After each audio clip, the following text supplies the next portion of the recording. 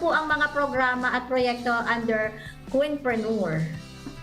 Okay. Yes po. Actually po, the name, in my name, Nefertiti, derived from a queen from Egypt. Oh. Wow. Opo.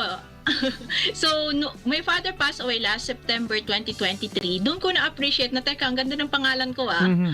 Wala po kasi akong anak. Kung sino magdadala ng pangalan ko, na paano siya makikilala, na parang gusto ko may continuity yung pangalan ko, na nanay ko yan. Yes. So ngayon, gumawa na lang po ako ng isang movement ng Queenpreneur, mission-driven Queenpreneur. Queenpreneur means quest for uniqueness, elegance, empowerment, and nobleness. It's a training or holistic approach po sa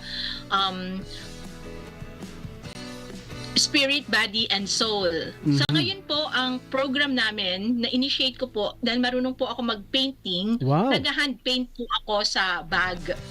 And then, that hand-painted bag is for a cause.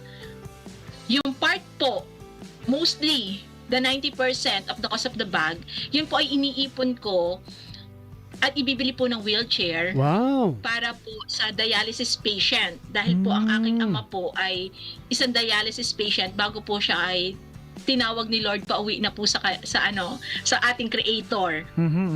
So, kaya naman po, nandun po yung heart ko ngayon na paano kaya magkakaroon ng wheelchair yung kanyang mga classmates sa dialysis, na paano sila maaarawan, na ipapasyal, kung limitado po sila, na sayang din naman kasi yung pambili pa ng wheelchair nila kung magagamit naman po sa kanilang pagdadialysis or sa kanilang food. Paano makaka-purchase nitong mga bags na to para makatulong, ma'am? At paki-plug mo na po ang iyong social media para ma-visit po namin ang inyong mga accounts. Yeah, pwede po na i-visit sa Eagle Wings Enterprises or sa Mission Driven Queenpreneur Facebook.